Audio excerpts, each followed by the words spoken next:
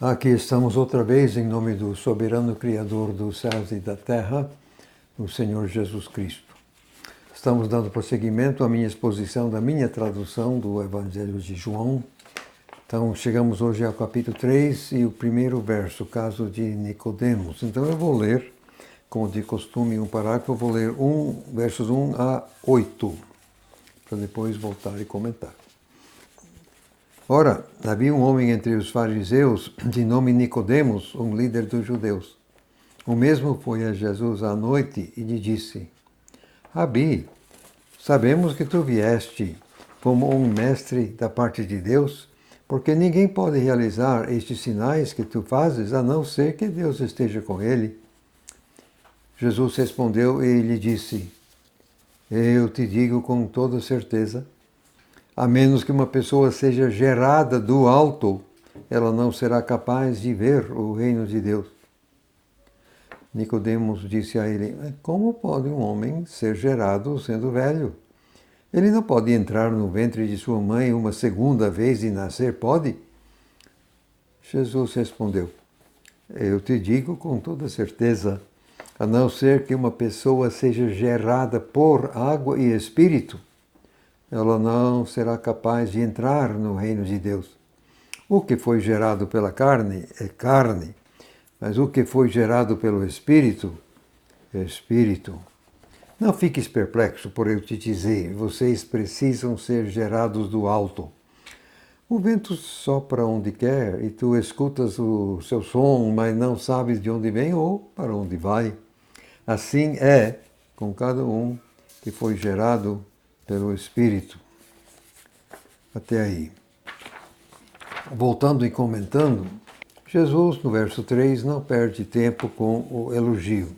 Embora fosse verdade, ele vai direto a uma questão teológica. Ele sabia por que Nicodemos estava lá, afinal. Você vê que eu traduzi aqui no verso 3, a pessoa seja gerada do alto em vez de nascido de novo. Vamos com calma. O significado básico da palavra grega aqui, anothen, é exatamente de cima, ou do alto. Muitas pessoas que se dizem nascidos de novo, nunca foram gerados do alto. Gerado diz respeito à causa. Nascido se refere ao resultado.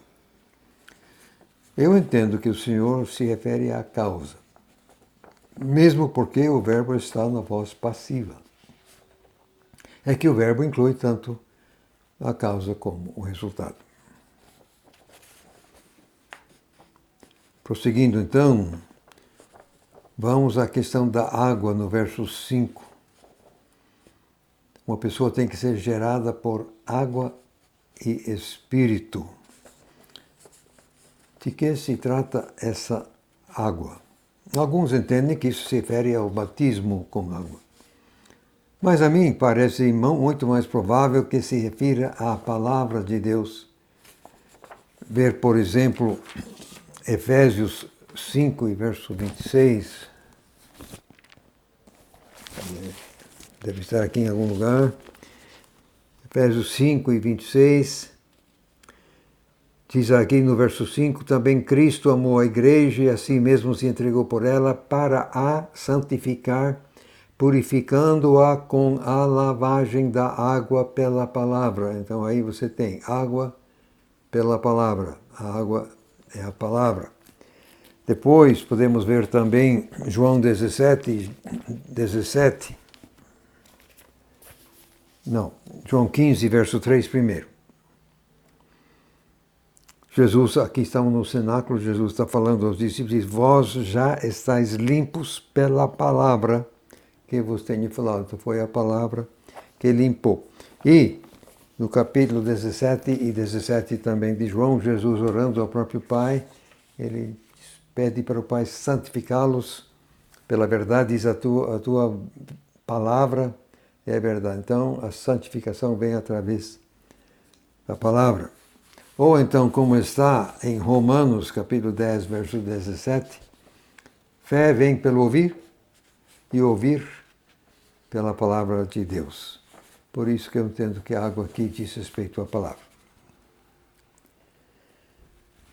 Agora, no verso 13, capítulo 1, verso 13, fala gerado por Deus. Aqui, nos versos 3 e 7, fala gerado pelo Espírito. E também gerado do alto. Eu entendo que as expressões são sinônimas. Sem a participação direta de Deus, ninguém é salvo. Agora, vamos para uma questão bastante interessante e importante, como é que eu vou dizer? Vejam o que o Senhor diz aqui no verso 8. Fala que o vento sopra onde quer, tal, você escuta, não sabe de onde vai. Agora atenção, assim é com cada um que foi gerado pelo Espírito. Vejam bem, o Senhor aqui está dizendo que é nós, os gerados, se é que você foi gerado pelo Espírito, nós que devemos ser imprevisíveis, como o vento, ou então como o próprio Espírito. Ver que aqui diz, os verbos vem e vai estão no tempo presente. Não é do passado, é agora. Então, se você realmente estiver sob o controle do Espírito, você vai fazer coisas inesperadas, exatamente como o próprio Espírito Santo faz. De passagem, nós todos conhecemos tipos de cristão que são rígidos, totalmente previsíveis. E o Senhor Jesus Cristo diz que tais cristãos não foram gerados pelo Espírito. Uma palavra aos sábios. Prosseguindo, então, podemos ler no verso 9 a 18. Nicodemos respondeu e disse a ele, mas como podem ser estas coisas? Jesus respondeu e lhe disse, tu és o mestre de Israel, mas não entendes estas coisas? Eu te digo com toda certeza, nós falamos o que sabemos e testificamos o que nós vimos, mas vocês não recebem nosso testemunho. Se eu vos contei coisas terrenas e não credes, como crereis se eu vos falar as celestiais? E mais, ninguém subiu até o céu, exceto aquele que desceu do céu, o Filho do homem que existe no céu. Além disso, assim como Moisés levantou a serpente no ermo, da mesma forma o Filho do homem terá de ser levantado, para que todo aquele que crê para dentro dele não se desperdice, mas tenha vida eterna. Porque Deus amou tanto o mundo que Ele deu o seu Filho unigênito, para que todo aquele que crê para dentro dele não se desperdice, mas tenha vida eterna. Porque Deus não enviou o seu Filho para o mundo para condenar o mundo, mas para que o mundo pudesse ser salvo por meio dele. O que crê para dentro dele não é condenado, mas o que não crê já está condenado, porque não tem crido para dentro do nome do unigênito Filho de Deus. Até aí, Jesus vai seguir, mas vamos parar aqui e voltar e comentar um pouco. O coitado do Nicodemos, um judeu, um fariseu, ele estava interpretando tudo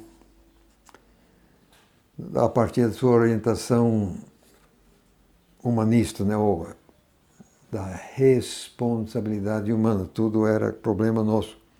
E Jesus introduziu o fator divino, declarando ser, aliás, indispensável.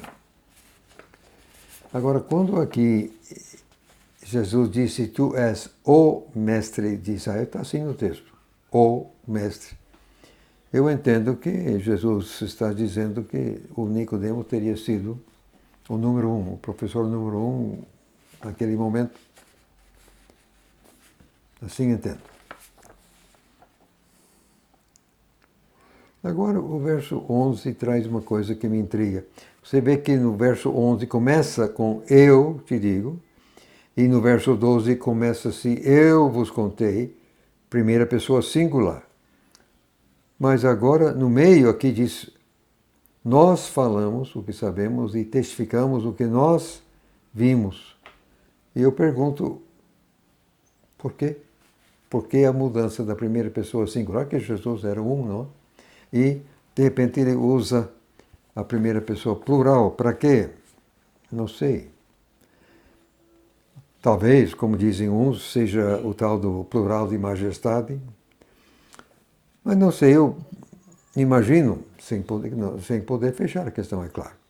Mas como no capítulo 12, verso 49 e 50, em outros lugares também, Jesus diz que não fazia nada sem ver o Pai fazer, então eu entendo que ele talvez esteja incluindo o próprio Pai com ele, e portanto, com isso ele utiliza a primeira pessoa plural.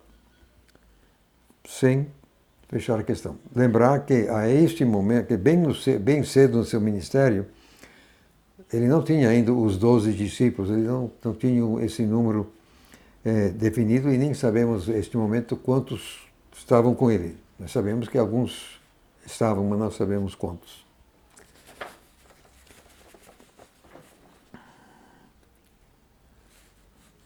Agora,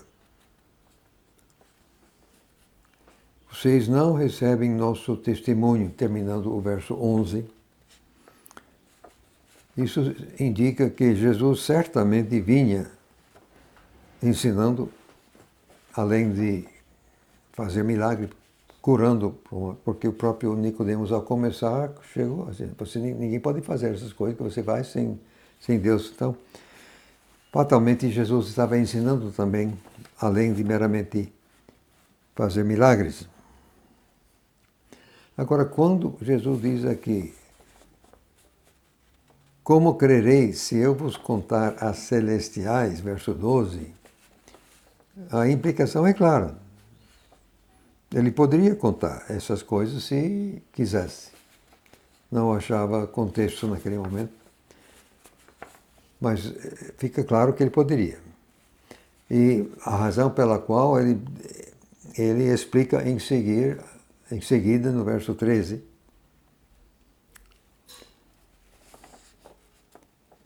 ele fala da sua própria pessoa, que é o Filho do Homem, que diz que existe no céu. Ele tanto subiu como desceu, então ele está, obviamente, em condições de falar de coisas celestiais na condição de testemunho ocular, coisa que ele viu, está indo e vindo, está lá.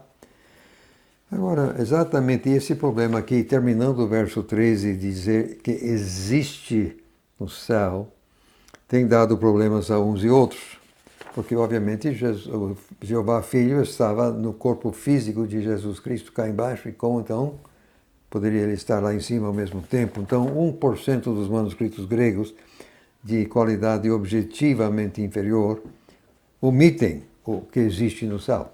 E com isso, as versões, nova versão internacional, a linguagem de hoje, seguem. O pessoal não entendeu e, quer dizer, alguns copistas cortaram fora. Mas vamos parar e pensar um pouco. O texto diz aqui que Jeová Filho desceu do céu, até aí tudo bem. Fatalmente, ao ser encarnado no corpo fatal, desceu. Mas quando foi que ele subiu? Diz aqui, subiu. Se o anjo de Jeová, no Antigo Testamento, era Jeová Filho, como eu creio, então ele tinha ido e vindo muitas vezes. Em João 5,19, que a gente já vai passar ainda por lá, Jesus disse que ele poderia fazer apenas o que ele visse o seu Pai fazendo. Então, quando e como Jesus poderia ver o Pai? Apesar de Jeová Filho estar no corpo humano de Jesus Cristo, evidentemente havia alguma maneira em que ele estava no céu também. Ele existia lá. Aliás, já passamos por isso no capítulo 1, verso 18. Lá lemos que existe no seio do Pai, quer dizer, falando de Jesus já aqui embaixo. Mas vamos ver agora João 12:41. Fala que Isaías disse essas coisas quando viu a glória dele e falou sobre ela. Acontece que aqui João está, o autor do livro, o apóstolo João, está escrevendo a respeito de Jesus. Ele citou um texto de Isaías que vem exatamente do capítulo 6 de Isaías. Você talvez se lembre que lá ele viu Jeová assentado no trono lá em cima e ele ficou totalmente abismado. Eu sou um homem de lábios impuros e coisa e tal. Ele afirma aqui que quem Isaías viu foi Jesus. Quando viu a glória dele e falou sobre ele, quer dizer, no contexto é Jesus que ele está comentando. Isaías, então, João afirma que Isaías viu Jesus assentado no trono. Então, quem estava no trono era Jeová. Jeová Filho, no caso, sem muita dúvida. Então, Jeová Filho subiu e desceu muitas vezes durante o Antigo Testamento. Não há dificuldade. Já podemos voltar agora ao texto.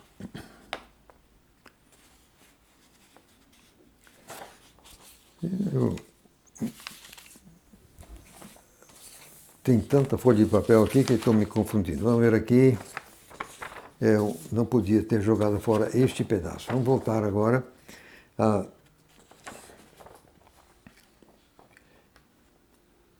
Agora ele vai falar de Moisés levantando a serpente de bronze no ermo. Isso está no verso 14. Em Números, capítulo 21, versos 8 e 9, está essa questão.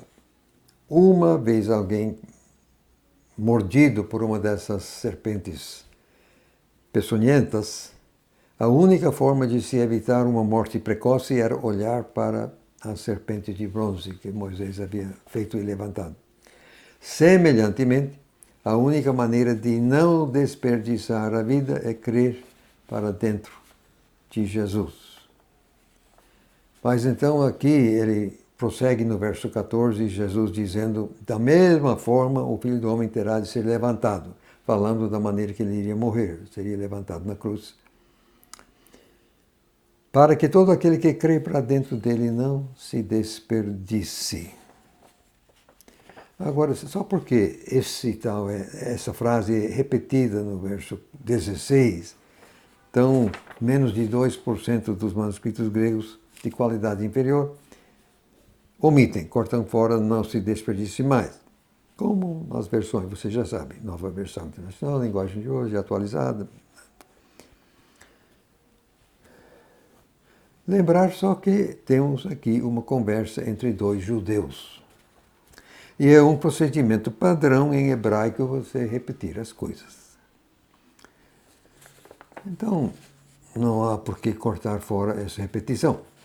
Mas a questão maior aqui é por que será que eu coloquei desperdiçar ao invés de perecer, como está provavelmente na sua Bíblia? Mas vem cá, o que você entende por perecer? O que você acha que significa isso? Morrer? Pode não, porque cristão morre. Sofrer? Pode não, cristão também sofre. O verbo grego aqui, apolumi, se encontra em contextos de deterioração, perda, ruína, destruição e morte. Entendo, no entanto, que a ideia central é desperdício.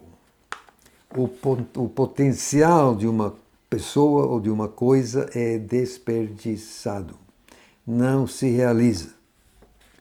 O potencial que a sua vida representa, a razão por que você existe, só pode ser realizado se você crer para dentro de Jesus. De outra forma, você acabará desperdiçado. Vamos ver se a gente entende melhor esse negócio. Está aqui uma linda banana. Para que serve banana? Só para comer, né? Nem para semente não serve. Você pode cortar pelo meio, lá tem esses pontinhos pretos. É semente, é proteína, mas não serve. Você pode plantar 1000 bananas que não vai nascer nada, pelo menos não vai nascer bananeira. Então, para que serve banana? Para comer, não? Convenhamos que o Criador caprichou, né? Que coisa bem bolada, hein? Você pode até deixar cair no chão, não tem nada. Você levanta, você abre e pode comer numa boa. Mas tá, suponhamos que nós deixamos a nossa banana na prateleira e esquecemos. Está lá. Um mês mais tarde, a gente volta. A banana. Acabada já. A banana apodreceu, mas qual foi a desgraça maior que atingiu essa banana? Foi que não foi aproveitada. A razão pela qual a banana existiu não foi aproveitada, não foi realizada. A banana existiu para alguém comer. Ninguém comeu, então a banana existiu em vão. Exatamente o que acontece com um ser humano quando não crê para dentro de Jesus e quando não leva a sua vida em função do reino. Ele joga fora, ele desperdiça, não alcança a razão pela qual ele existe. Isso é uma tragédia, não? Voltando ao texto.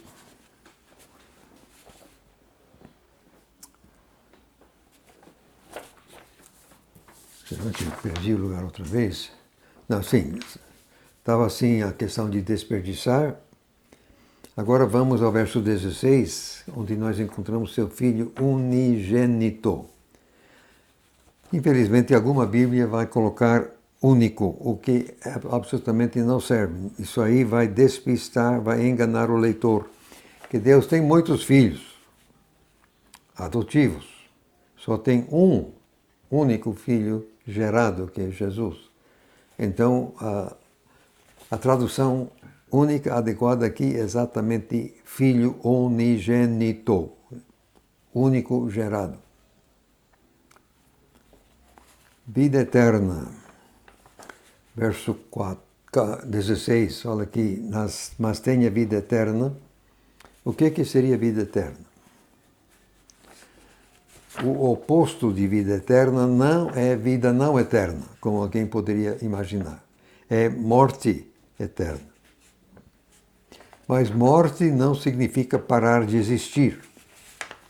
O espírito humano, a imagem do Criador, é imortal. Existe para sempre. Há apenas 2 destinos para o ser humano: vida sem fim ou morte sem fim. A ideia central em morte é separação. Morte física significa que o espírito é separado do corpo. Morte espiritual significa que o espírito é separado do Criador para sempre. A essência de vida é estar em comunhão com o Criador. Então podemos começar a aproveitar a nossa vida eterna já aqui.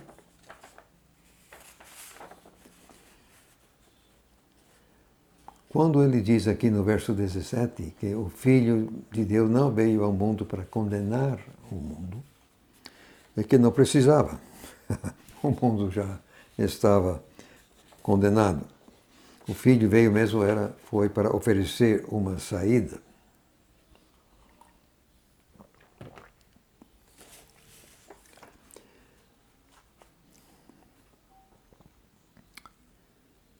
Quem não crê já está condenado.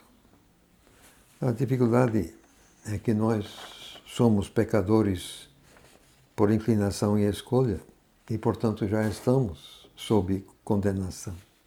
A única saída é exatamente crer para dentro do Senhor Jesus. E quando aqui no verso 18 fala em crer para dentro do nome do unigênito Filho, é a mesma coisa. Crer para dentro do nome é a mesma coisa que crer para dentro dele ou da pessoa, porque o nome representa a pessoa. Então podemos prosseguir e ler agora os versos 19 a 21, onde Jesus vai terminar a sua fala. Jesus ainda estava falando, verso 19: Ora, esta é a base da condenação, que a luz veio para o mundo, mas as pessoas amaram a escuridão ao invés da luz, porque suas ações eram malignas. Porque todo aquele que pratica o mal odeia a luz e não vem para a luz, para que suas ações não sejam expostas. Mas todo aquele que faz a verdade vem para a luz, para que suas ações possam ser claramente vistas, que são realizadas com Deus. A condenação, a base da condenação é que a luz de fato existe no mundo. A luz veio para o mundo. Verso 19. A luz está disponível. Veio, alugou uma casa, colocou sua placa, estou aqui, luz. Só que aí você tem que procurar, tem que ir até. Só que muitas vezes as pessoas não querem mesmo. Como está aqui terminando o verso 20, não querem que suas ações sejam expostas. Em João, capítulo 7, verso 7, vem mais tarde, Jesus disse: o mundo não pode odiar vocês. Ele estava conversando com seus meios irmãos. Mas a mim odeia sim, porque eu testifico a seu respeito que as suas obras são malignas. Ele, Jesus, era a luz e ele falava a verdade. E no capítulo 8, verso 12 também de João, ele disse: eu sou a luz do mundo. Jesus falando. Então, as pessoas que amam a escuridão costumam odiar Jesus, claro, lógico. Agora, aí terminou o discurso do Senhor. Agora, a partir do verso 22, volta outra vez João o Batizador. Eu vou ler meramente os versos 22 a 24, rapidinho, para então prosseguir. 22. Após estas coisas, Jesus com seus discípulos foi para o interior da Judéia, e lá ele passou um tempo com eles e batizou. Ora, João também estava batizando em Enom, perto de Salém, porque havia muitas águas ali. E pessoas estavam vindo e sendo batizadas, porque João ainda não havia sido jogado na prisão. Jesus estava outra vez investindo naqueles homens, seus discípulos, que ainda, no entanto, não eram todos os 12. A ideia que me dá aqui no verso 23 é que João e Jesus estavam na mesma área, batizando. Nós não sabemos a exata localização desse tal de Enom, mas diz que fica perto de Salém, e Salém era o nome antigo de Jerusalém. Você pode ver isso em Gênesis capítulo 14, verso 18, ou então Hebreus capítulo 7, verso 1. Salém, então, é Jerusalém. Diz aqui que ficava perto. Bom, até hoje existe muita água no vale do rio Ajalon, que fica por volta de 25, 30 quilômetros oeste e noroeste de Jerusalém, e, portanto, próximo, né? Perto. Que diz aqui Enom, perto de Salém. Não há como fechar a questão, mas é assim que eu entendo. Que até hoje tem muita água ali, e é perto de Jerusalém. Verso 24 esclarece que Jesus ainda não havia sido jogado na prisão. Terminando o capítulo 3, sim, aí ele, entre capítulo 3 e 4, ele foi colocado na prisão, vamos ver. Prosseguindo, verso 25 a 30. Aí, alguns dos discípulos de João tiveram uma discussão com um certo judeu sobre purificação, provavelmente por causa de Jesus também batizando. Então vieram a João e lhe disseram: Rabi, aquele que estava contigo do outro lado do Jordão, sobre quem tu testificaste, bem, ele está batizando por aí, e todos estão afluindo até ele. João respondeu e disse: uma pessoa nada pode receber, a não ser que isso lhe foi dado do céu. Vocês mesmos podem testificar que eu disse, eu não sou o Cristo, mas fui enviado à sua frente. Aquele que tem a noiva é o noivo, mas o amigo do noivo, que fica por perto e ouve, tem grande alegria na voz do noivo. Então, esta minha alegria se cumpriu. Ele tem que crescer, mas eu tenho que diminuir. Obviamente, os discípulos de João não estavam gostando muito, tinha parecido aí uma competição. E eles têm uma queixa que todo mundo está fluindo até ele. Mas Jesus quis dizer, perdão, João não vai nessa conversa não. Ele não... eu acho que os discípulos queriam que ele também não. João tinha uma visão muito clara das coisas. Uma pessoa nada pode receber a não ser que venha do alto. Então, não tenho nada dizendo ele que Deus não me deu. Portanto, não tenho por que ficar com ciúme nem nada. Aí ele cita a sua prova. Vocês mesmos sabem, vocês são testemunhas. Eu falei abertamente, não sou Cristo. Sou um mero enviado. Tá. Aí ele dá uma figura aqui de um amigo do noivo que tem prazer na presença do noivo, mas ele não é o noivo. Quem tem a noiva é o noivo, não o amigo. Então, ele diz que era essa a alegria dele. Aí o verso 30 realmente é uma colocação linda, eu acho, uma atitude que todos nós bem que poderíamos copiar, não? Ele tem que crescer, Jesus no caso. Jesus tem que crescer, eu tenho que diminuir. Está aí, bem falado, até hoje. Então, João não foi na conversa dos discípulos dele. Não.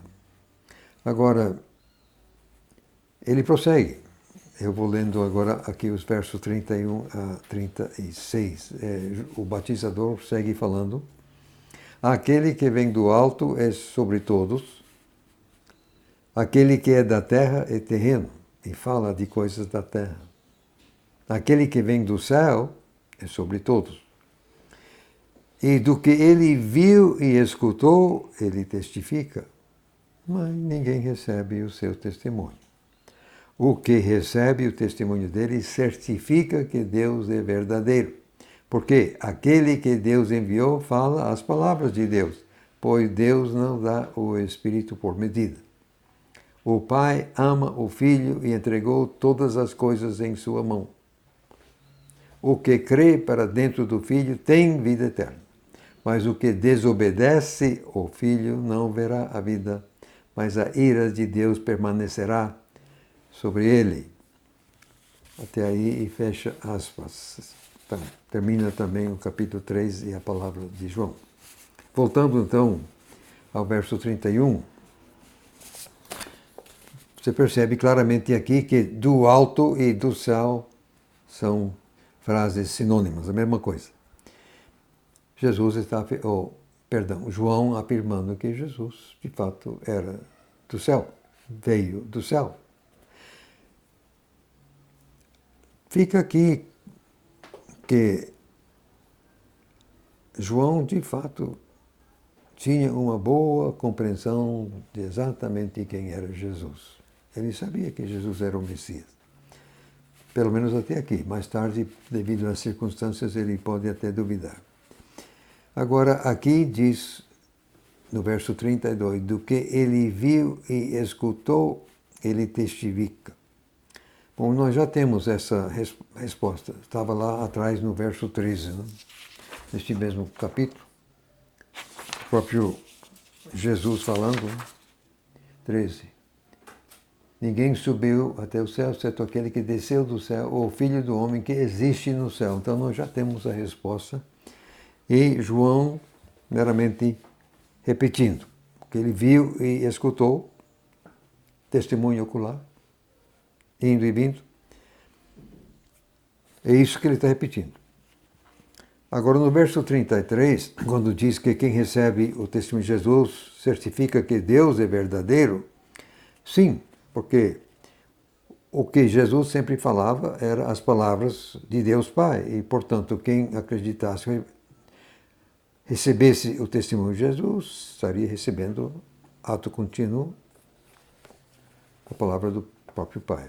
2 mais 2 são 4. Não tem problema ali, absolutamente. Agora, quando terminando o verso 34 aqui, diz que Deus não dá o Espírito por medida.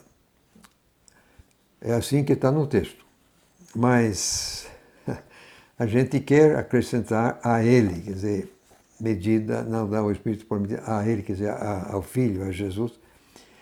Acho que até alguma Bíblia faz isso. Eu creio que é isso que temos que entender, mesmo que não está escrito. Por quê? Porque ao Filho, o Pai deu o Espírito completamente, sem reservas, mas Deus não faz isso com a gente. Pelo menos não no mesmo sentido.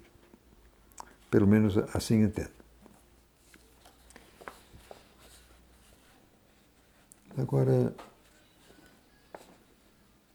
quando no verso 35,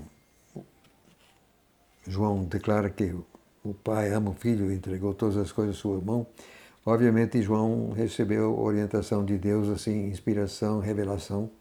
Ele obviamente está por dentro de muita coisa. Quero agora, sou obrigado a comentar o vocábulo desobedece aqui no verso 36. Alguma Bíblia, infelizmente, coloca descrê, mas não está assim no texto absolutamente. O texto diz, quem crê para dentro do Filho tem vida eterna, certo? Mas o que desobedece, não é descrê não, é desobedece o Filho, não verá a vida. Ele nem vai ver.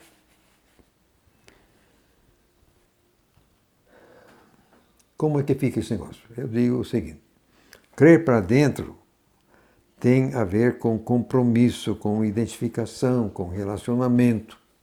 Se você se relaciona com o soberano do universo, ele é o chefe, óbvio. Ou você obedece, ou coisas más começam a acontecer com você. Você crê para dentro do soberano criador dos céus e da terra, quem manda é ele. Então, desobedecer o filho não é boa ideia. Mesmo porque o que está no verso 9, a ira de Deus permanecerá sobre ele. Os manuscritos estão divididos entre presente e futuro. Permanece ou permanecer, mas não altera realmente o impacto da declaração. Sobra aqui uma pequena questão.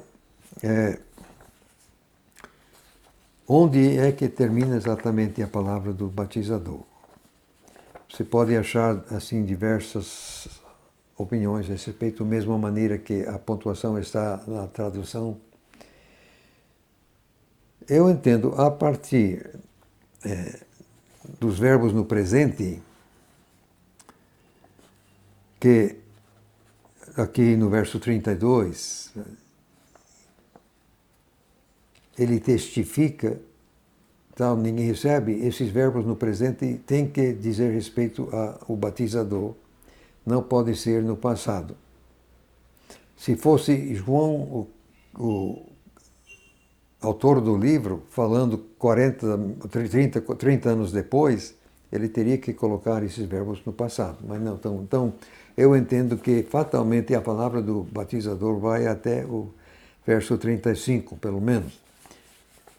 O verso 36 poderia ser uma colocação do João apóstolo, mas eu não vejo nenhum motivo no texto para tirar da mão ou da boca do batizador. Eu entendo, pois, que João falou até o fim do verso 36.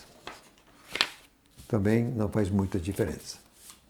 Só para constar. Agora vamos ao capítulo 4, Jesus e os samaritanos. Eu vou ler só os primeiros 3 versos agora para começar. Ora, quando Jesus soube que os fariseus tinham ouvido, Jesus está fazendo e batizando mais discípulos do que João, abre parêntese, embora o próprio Jesus não estava batizando, e sim os seus discípulos, fecha parêntese, ele, Jesus, deixou a Judeia e partiu para a Galileia. Quero comentar rapidinho umas coisas aqui. Eu sigo, quando eu coloco aqui no começo do verso primeiro, quando Jesus em vez de o Senhor, estou seguindo a melhor linha de transmissão, embora represente só 21% dos manuscritos gregos aqui. Agora, soube que os fariseus, que estavam sempre acompanhando ele, os fariseus, eu entendo que o certo judeu lá atrás, no capítulo 3, era também provavelmente um fariseu. Não leva nada também. Atenção, o que está aqui no verso 2, entre parênteses, esclarece que o próprio Jesus não estava batizando. E por que Jesus não estaria batizando? Mas que tipo de batismo estariam os seus discípulos usando? Não, o texto não diz, não explica. Razão pela qual não é norma para nós, mas imagino que os discípulos estariam batizando igual João, quer dizer, um batismo de arrependimento, que estavam dando prosseguimento ou copiando o trabalho do batizador, o que Jesus não iria fazer pessoalmente. E por que não? Porque o batismo de João era preparando para a vinda do Messias, e Jesus era o próprio Messias. Então, não era para ele preparar seu próprio caminho. Isso era trabalho do batizador, que fez, aliás, muito bem. Então, Jesus não iria fazer isso, como de fato não fez. Por que os discípulos estavam fazendo? O texto não explica. Quando aqui diz que Jesus deixou a Judeia e partiu para a Galileia, eu entendo que nós temos aqui uma retirada tática. Eu entendo que Mateus 4, verso 12, se refere à mesma retirada. Entre o capítulo 3, quer dizer, João 3, 36 e 4, verso 1, o batizador foi encarcerado. Então, se os fariseus estavam sabendo de alguma coisa, com pouca demora, Herodes também estaria sabendo. Mas não fazia parte do plano que Jesus tivesse de enfrentar Herodes naquele momento. Então, ele retirou-se para a Galileia, uma retirada tática, assim entendo. Agora, vamos ver aqui só os versos 4 a 6, por enquanto. Mas ele precisava atravessar a Samaria, de sorte que ele chegou até uma cidade de Samaria chamada Sicar, perto do terreno que Jacó deu a seu filho José.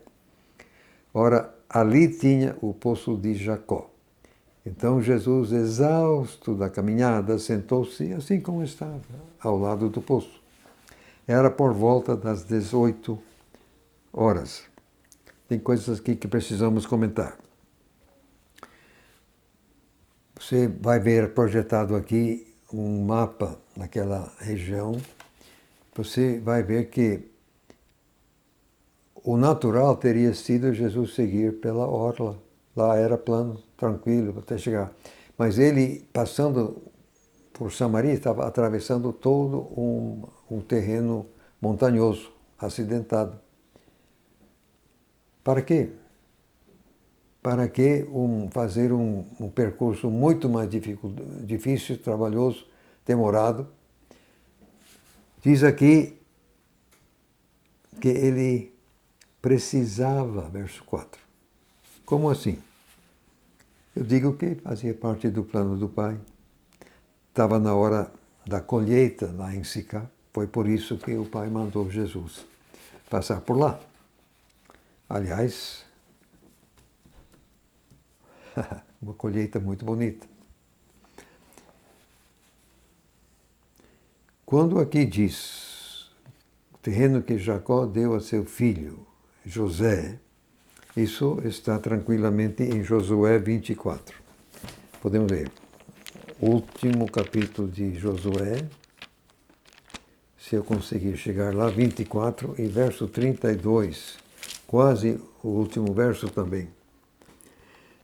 Lendo então verso 32, também os ossos de José, que os filhos de Israel trouxeram do Egito, você se lembra que José mandou fazer isso antes de morrer, foram enterrados em Siquém, que também é Sicar no caso, naquela parte do campo que Jacó comprara aos filhos de Emor, pai de Siquém, por 100 peças de prata, e que se tornara herança dos filhos de José.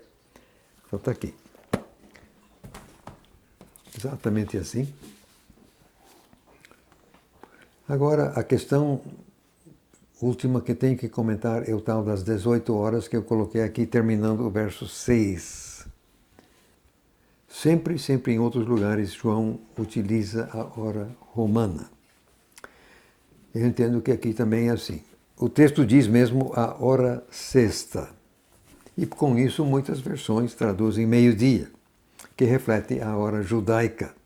Mas o texto afirma que Jesus estava exausto, que condiz melhor com caminhada de dia inteiro do que uma metade do dia. Veja bem, a distância entre Salém e Sicar seria algo em torno de 60 quilômetros, em linha reta. Mas como todo o percurso passava por terreno acidentado, a distância a pé seria bem mais. Eles tinham andado uns 80 quilômetros em 12 horas. Fazer em 6 horas seria praticamente impossível. Ninguém faz isso. Como bem diz o texto, Jesus era exausto, estava cansado. Ele sentia calor e sede. João enfatiza que, como ser humano, ele sentiu o impacto físico do dia. Simplesmente, ao meu entender, não tem como, não é possível que ele tenha chegado lá ao meio-dia. Não tinha como. Foi mesmo 18 horas, 6 horas da tarde, tempo romano. Prosseguindo rapidinho, então, vamos ver agora a mulher samaritana. Começa aqui no verso 7. Vou ler até o verso 15, por enquanto. Uma mulher de Samaria veio tirar água. Jesus disse a ela, dá-me de beber. Abre parênteses. Os seus discípulos tinham ido à cidade comprar comida. Fecha parênteses. Aí a mulher samaritana disse a ele, como podes tu, sendo judeu, pedir de beber a mim, sendo mulher samaritana? Abre parênteses, pois judeus não se relacionavam com os samaritanos, fecha parênteses. Jesus respondeu e lhe disse, se conhecesses a dádiva de Deus e quem é que te diz dá-me de beber, tu terias pedido a ele e ele teria te dado água viva. A mulher lhe disse, Senhor, tu nem tens um balde e o poço é fundo. Onde, pois, adquires essa água viva?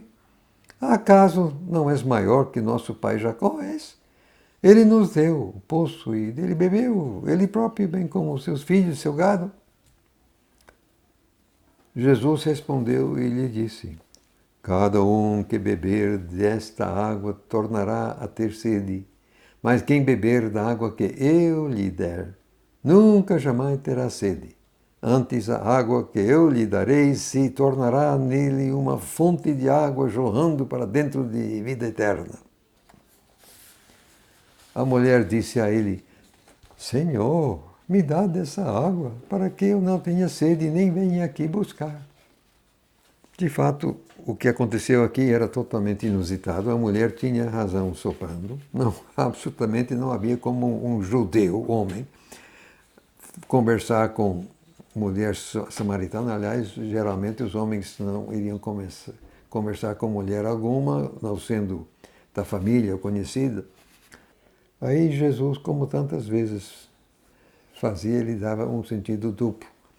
As palavras, se conhecesses a dádiva de Deus, quem te diz, você teria pedido água viva.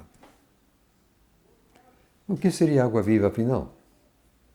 Eu digo que água viva dá vida e saúde por onde quer que passe. Mas a mulher, muito literalista, só está pensando mesmo naquela água literal que estava ali no fundo do poço. Diz, você nem tem balde. Aí ela cita até Jacó, que foi ele que cavou o poço e tal e tal. E Jesus nem aí com essa resposta. Veja bem, ele usa a água literal no verso 13. Cada um que beber desta água tornará a ter sede. Correto? Aí ele está falando da água natural que estava no poço. A água que eu lhe darei se tornará nele uma fonte de água jorrando para dentro de vida eterna. Agora é diferente. Óbvio, agora é outra água.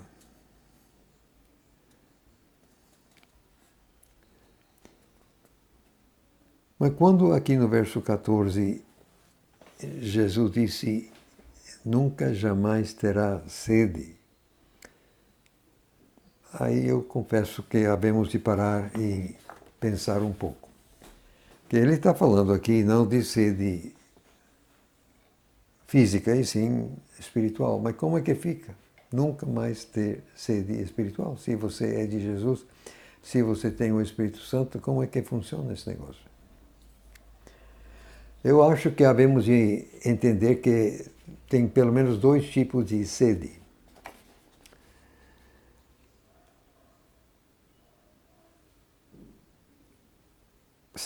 Sede quando não existe água e, portanto, você está morrendo de sede. Quer dizer, você não bebe porque a água não existe.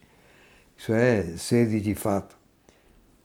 Mas tem um outro tipo de sede. Você tem água ali à mão, só que você, por qualquer motivo, você não tomou. E vai passando o tempo e você fica com sede, mas a culpa é tua, a água estava bem ali, só que você não tomou. Então são dois níveis, o tipo de sede. E nós que somos do soberano Jesus, que já fomos regenerados, que portanto nós temos o Espírito Santo, nós vamos ver que o texto claramente relaciona aquela água viva jorrando com o Espírito Santo. Se nós temos o Espírito Santo na gente, então, se a gente não está bebendo, é problema da gente. Não é falta de água, não é falta de Espírito Santo. É problema da gente que não está bebendo, não está aproveitando.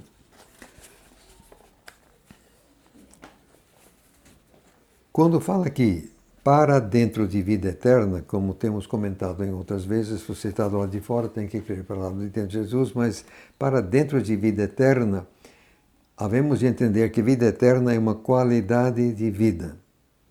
Mais precisamente, uma vida em comunhão com o Pai.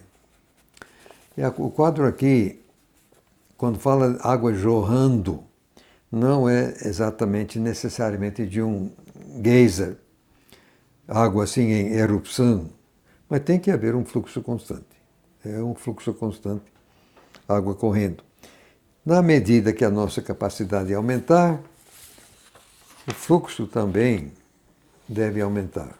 Naturalmente, a água tem que ser compartilhada para não estagnar. Agora,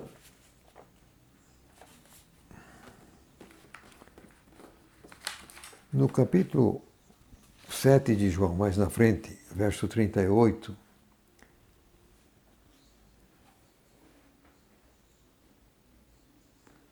não é aqui, estou no lugar errado. Verso 37 do 38, mas eu vou começar com o verso 37. Jesus está numa festa e ele fala agora, se alguém tem sede, venha a mim e beba. Aquele que crê para dentro de mim, como diz a Escritura, do seu interior fluirão rios de água viva. Abre parênteses, ele disse isso a respeito do Espírito que estavam para receber os que crescem para dentro dele, sendo que o Espírito Santo ainda não tinha sido dado, porque Jesus ainda não havia sido glorificado. Fecha parênteses. Mas como aqui diz, como diz a Escritura, do seu interior fluirão águas, ou rios, plural, não é um rio não, é rios mais de um. Água viva. Onde na Escritura diz isso? Você pode procurar, você vai ler sugestões diversas, que nenhuma delas bate, que eu acho. Para mim, o texto é exatamente Ezequiel 47, versos 1 a 12. Você se lembra? Pouca água sai assim debaixo da porta do santuário, aí vai aumentando, primeiro no tornozelo, depois assim no joelho, depois aí na cintura, finalmente só nadando. No verso 9, diz que quando chega no Mar Morto, abre em 2 torrentes, está assim no texto hebraico, 2 torrentes, portanto, você agora tem rios, você tem plural aqui. Porque eu entendo para que corressem pelas duas margens do Mar Morto, ao mesmo tempo apressando com isso a ação curadora, limpadora e vivificadora que a água estava levando para o Mar Morto. Só que a questão é o segredo daquela água. A água viva leva vida e saúde por onde quer que passe, isso está também ali no texto. Mas no verso 12, diz assim, a sua água sai do santuário. E na 1 Coríntios capítulo 6, verso 19, diz que nós aqui somos templo do Espírito Santo. Então, na medida que realmente a gente estiver ouvindo o Espírito Santo, obedecendo, vai fluir realmente da gente rios de água viva, levando vida e saúde por onde quer que passe. É isso o privilégio que Deus nos oferece e em Cristo nos concede mesmo. Vamos terminar agora, correndo um pouquinho, para terminar com a mulher. Temos aí o caso. Ela, no verso 15, leva ainda, literalmente, só me dá essa água para que eu não tenha que voltar aqui para buscar. Verso 16 a 26. Eu vou ler agora e vou terminar com o verso 26. Jesus disse a ela, vai, chama o teu marido e volta para cá. A mulher respondeu e disse, não tenho marido.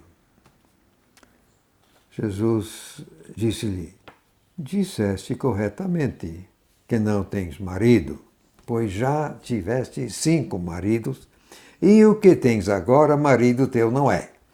Aí falaste a verdade. Eita, quase sério. A mulher disse a ele, Senhor, percebo que és profeta.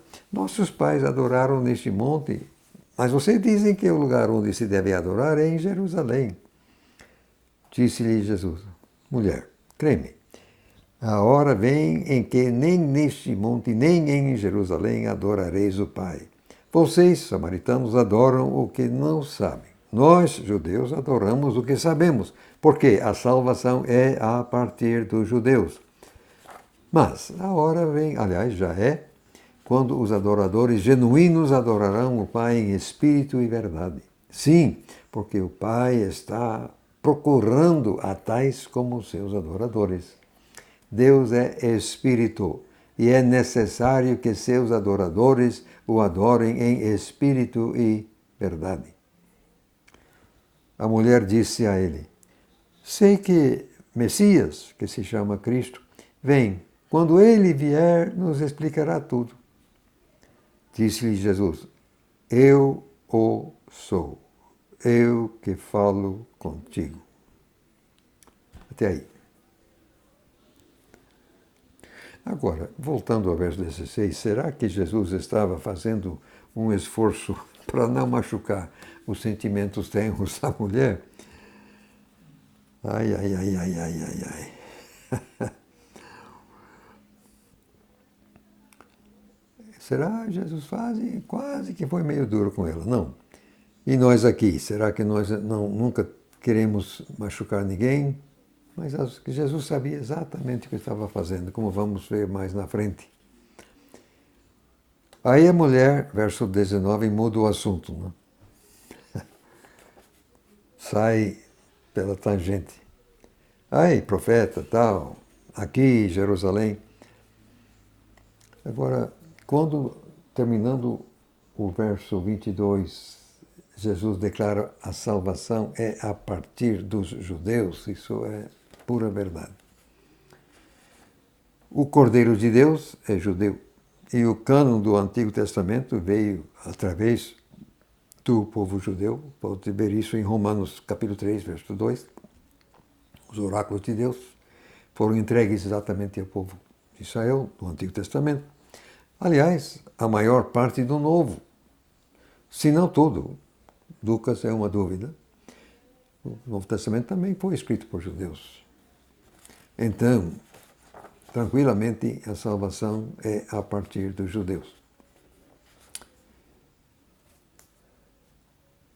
Agora, isto aqui é impressionante e eu digo que talvez nos dê uma janela também para entender por que Deus criou a nossa raça. Diz aqui que Deus está procurando alguma coisa. Verso 23. O Pai está procurando. Agora vem cá. Se você está procurando alguma coisa, ou você não tem essa coisa, ou se você tem, mas você quer mais. E Deus diz aqui, o Pai está procurando adoradores. Um certo tipo de adoradores. Adoradores genuínos, que vão adorar em espírito e em verdade. Quer dizer, parece que Deus quer ser correspondido. Mas para ser correspondido, Deus precisava criar um certo tipo de ser capaz de corresponder. Um robô não pode corresponder. Você meramente manda o robô e ele vai, quer dizer, você programar um robô para te adorar, isso não vai valer nada. Então, Deus criou um tipo de ser com essa capacidade. Mas, com isso, ele tinha que correr o risco de que tais seres escolheriam não apreciá-lo. E, infelizmente, é isso que mais acontece. E nós aqui levando, portanto, toda sorte de consequência negativa. De Adão para cá, seres humanos nascem com uma inclinação para o pecado. Atenção, de sorte que alguém escolher apreciar a Deus não é automático, nem um pouquinho. Também não é fácil. Daí ninguém pode acusar Deus de estar comprando votos. Parece ter feito exatamente o oposto. Se um ser humano, contra a sua inclinação natural, escolhe apreciar a Deus, aí então Deus recebe o que está querendo, está procurando. Em espírito e em verdade deve significar que não pode ser fingido, nem coagido, nem meramente físico, nem meramente emocional, se bem que tanto o corpo como emoções podem ser utilizados. E em Mateus 23, versos 9 a 10, Jesus taxativamente proíbe você chamar alguém de guia ou de pai espiritual. Ninguém tem direito de mandar na vida espiritual do outro. É proibido para os seguidores de Jesus. Comento só o que está aqui no verso 24, Deus é espírito. Não tem artigo definido com espírito. Alguém poderia traduzir um espírito, mas eu entendo que o que está acontecendo aqui é enfatizar a qualidade inerente no substantivo. Deus é espírito, é o tipo da sua natureza, sua essência. E por isso nós temos que adorar em espírito e verdade. Agora, no verso 26, até onde sabemos, até onde está registrado nos 4 evangelhos, esta aqui é a primeira vez que Jesus declara abertamente, com todas as letras, que ele é o Messias. E o faz para uma mulher, e não bastando isso, para uma mulher samaritana. E essa exata mulher samaritana tinha, sabe-se lá, uma vida complicada. Tinha lá seus trancos e barrancos. Mas Jesus sabia muito bem o que ele estava fazendo. Porque quando ela chega na cidade, os homens prestam atenção e veem, então, essa mulher não era boba. Tinha seus problemas, mas não era boba e Jesus sabia exatamente o que estava fazendo. Isso, permitindo Deus, iremos fazer agora no próximo estudo. Até aí por enquanto.